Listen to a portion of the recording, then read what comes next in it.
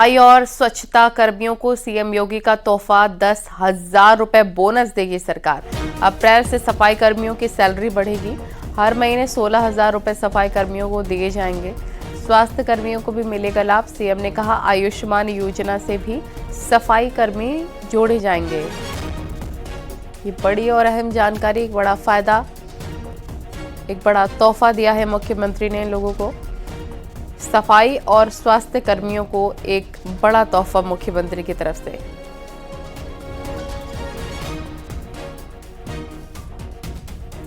₹10,000 bonus देंगे, ये सरकार ने ऐलान किया है। सफाई और स्वास्थ्य कर्मियों को बड़ा तोहफा मुख्यमंत्री का। अप्रैल से सफाई कर्मियों का वेतन बढ़ेगा। हर महीने 16,000 रुपए सैलरी दी जाएगी। स्वास्थ्य कर्मियों को भी एक बड़ा लाभ मिलने वाला है मुख्यमंत्री की तरफ से। ये बड़ी और अहम जानकारी आपको बता रहे हैं।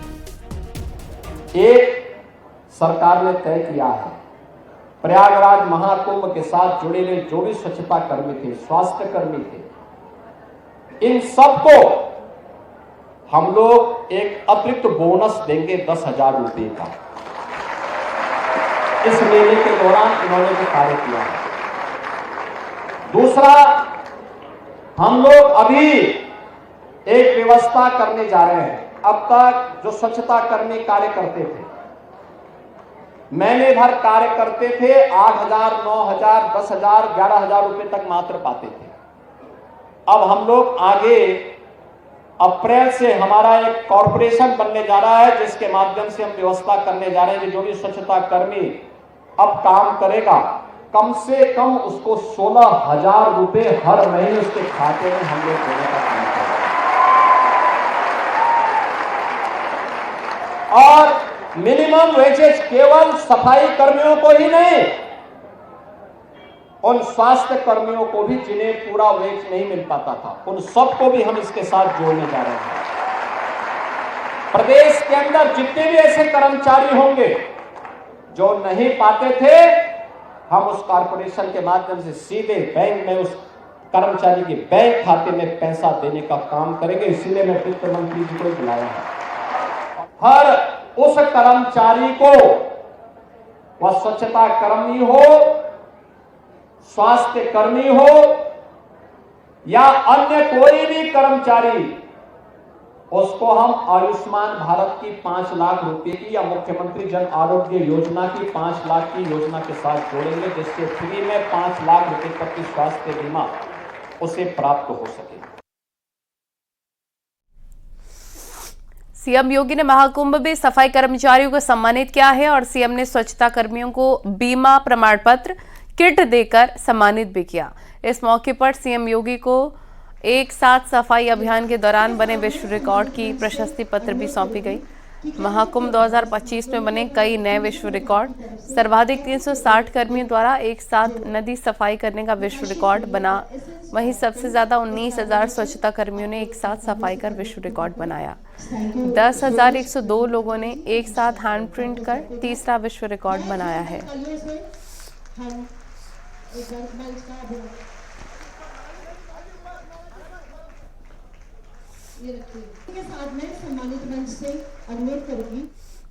और अपने प्रयागराज दौरे के दौरान सीएम योगी ने नाविकों से भी मुलाकात की। नाविकों को सीएम योगी ने सम्मानित किया और उनके साथ फोटो खिंचवाई।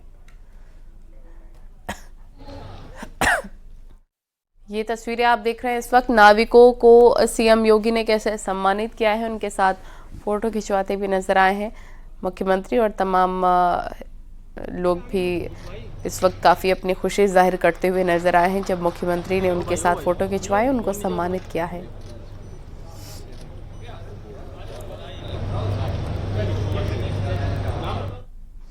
इस दौरान सीएम योगी ने सफाई कर्मचारियों के साथ भोजन भी किया और योगी सरकार के कई मंत्री और अधिकारी भी मौजूद रहे। सीएम योगी ने सफाई कर्मचारियों के साथ बैठकर भोजन किया है।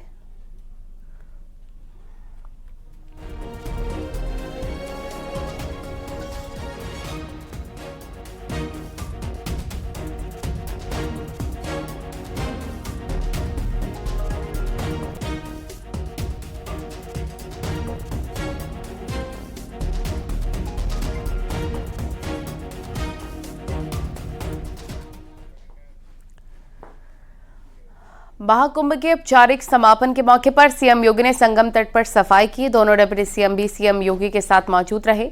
संगम तट पर सफाई करके सीएम योगी ने स्वच्छता का संदेश दिया है।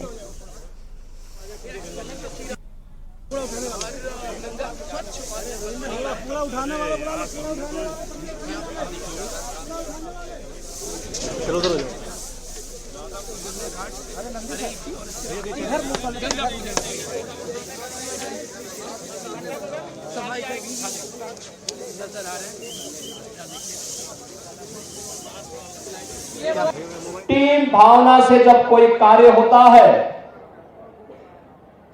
तो उसके परिणाम ऐसे ही होते हैं जैसे प्रयागराज महाकुंभ के आज हम सबके सामने है। नए भारत का नया उत्तर प्रदेश आस्था और आर्थिकी का एक नया आधार देकर के प्रयागराज मेला प्राधिकरण,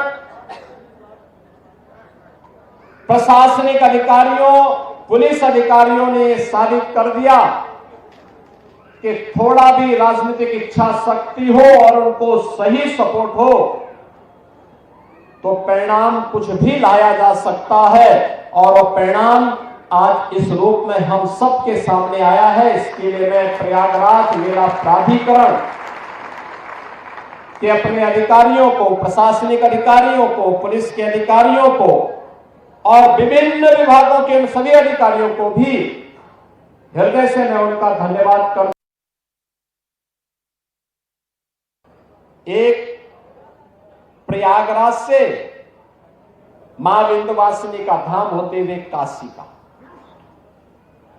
जैसे प्रयागराज में 13 जनवरी से 26 जनवरी तक पूरा समागम था, करोड़ों की संख्या में। कोई दिन ऐसा नहीं था जिस दिन मिनिमम 1.5 करोड़ श्रद्धालु न रहे हो, और ये संख्या 10 करोड़ तक पहुंची थी।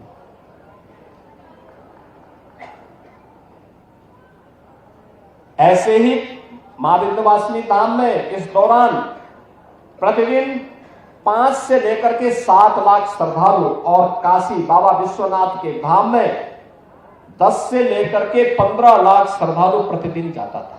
एक सर्किट यह बना, एक सर्किट बना अयोध्या धाम और गोरखपुर का। अयोध्या धाम में प्रतिदिन इस दौरान 7 लाख से लेकर के 12 लाख श्रद्धालु प्रतिदिन अयोध्या धाम गया, और गोरखपुर में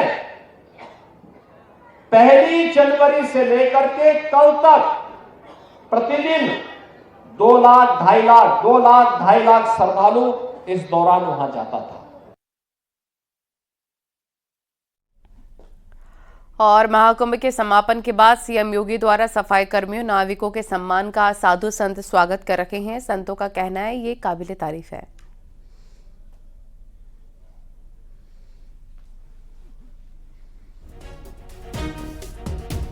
समापन हो गया है महाकुंभ का, लेकिन सीएम योगी आदित्यनाथ खुद प्रयागराज की धरती पर हैं। वो लोगों को सम्मानित कर रहे हैं, आभार जताने के लिए पहुंचे हैं। यही एक सुंदर से शासक की पहचान है कि वो अपने देश, अपने राष्ट्र, अपने परिवार और अपने स्वजनों के प्रति अच्छे काम करने के लिए आभार व्यक्त करे। सफाई कर्मियों का आभार तो 100 बार हम लोग भी व्यक्त करते हैं। इतनी बड़ी भीड़ की संख्या में पूरे मेले को स्वच्छ रखना, ठीक रखना, उन्होंने जो एक आभार पूरे देश पर किया है। विश्व के जो लोग आए एक संदेश लेकर गए कि हमारा ये माघ मेला, कुंभ मेला इतना दिव्य रहा, जिसको लोगों ने पा करके पूरा आनंद प्राप्त किया है। इसलिए उनको, अधिकारियों को, शासन को, सेना को, पुलिस को, प्रशासन को मैं तो कहता हूं कि जनता का भी आभार व्यक्त करना चाहिए, जो इतने बड़ी संख्या में आई और बड़ी तमाम चुनौतियों के बाद पैदल चल करके गई है। मैं तो सबसे पहले उस जनता का आभार व्यक्त करूंगा जो चलिए 50 किलोमीटर और जाते जाते कहा है मैंने ऐसा कुंभ नहीं देखा है, ऐसी व्यवस्था नहीं देखी है। इसलिए जनता का भी आभार है। और रेल मंत्री अश्विनी वैष्णव प्रयागराज पहुंचे। कुंभ में दिन रात काम कर रहे रेलवे कर्मचारी की पूरी टीम से मुलाकात की है। रेल मंत्री ने प्रयागराज जंक्शन का जायजा लिया, साथ ही सीएम योगी की तारीफ की। रेल मंत्री अश्विनी वैष्णव ने कहा कि महाकुंभ का बहुत भव्य आयोजन हुआ, उम्मीद से भी अच्छा काम हुआ है। ये महाकुंभ हमारी आस्था का और साथ ही साथ हमारे देश की एकता का बहुत बड़ा परिचायक है। मैं धन्यवाद देना चाहता हूँ हमारे विश्व में सबसे लोकप्रिय यशस्वी प्रधानमंत्री श्री नरेंद्र मोदी जी को, जो उनके नेतृत्व में भारत में इतना बड़ा काम हुआ। मैं धन्यवाद देना चाहता हूँ उत्तर प्रदेश के यशस्वी मुख्यमंत्री श्री योगी आदित्यनाथ जी को, उनके नेतृत्व में इतना शानदार आयोजन हुआ महाकुंभ का। देश विदेश से सब जगह से लोग आए और सबके चेहरे पे भारत की संस्कृति की एक बहुत बड़ी छाप है। प्रयागराज में महाकुंभ का समापन हो गया है। प्रियंका और राहुल गांधी महाकुंभ नहीं पहुंचे। कांग्रेस के कई नेताओं ने महाकुंभ में पहुंचकर संगम में डुबकी लगाई, लेकिन राहुल, प्रियंका और खड़गे के नहीं पहुंचने को लेकर कई सवाल उठ रहे हैं।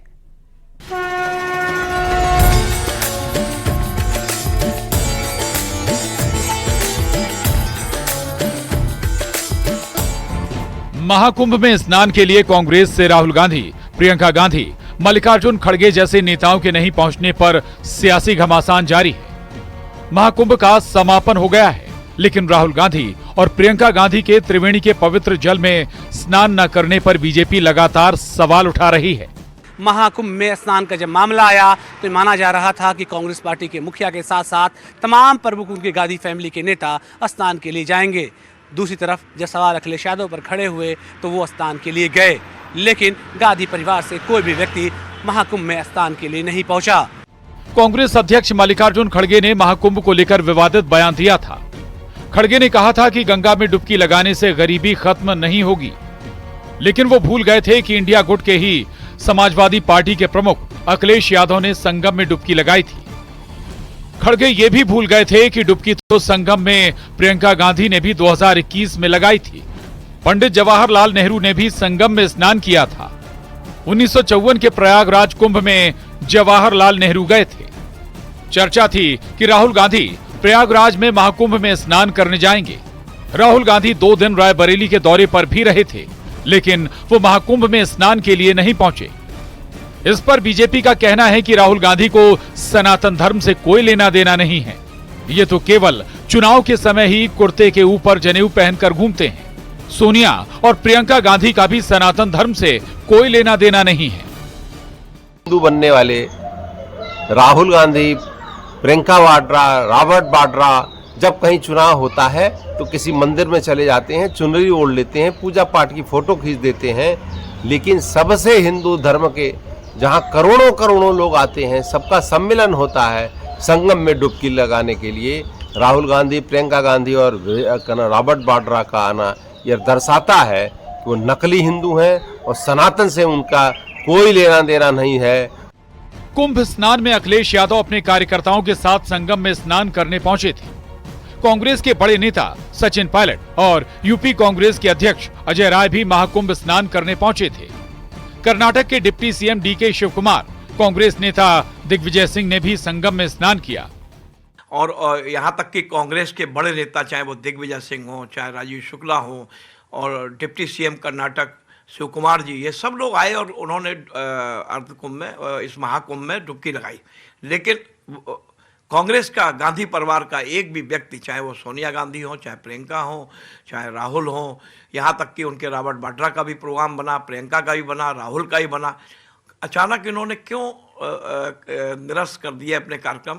ये और यहाँ तक कि उनके पार्टी अध्यक्ष खड़गे जी भी नहीं आए, और जबकि दक्षिण के बहुत लोग इस आस्था के महाकुंभ में आकर स्नान करके चले गए। दरअसल खड़गे के बयान के साथ कांग्रेस के नेता ही नहीं दिखे।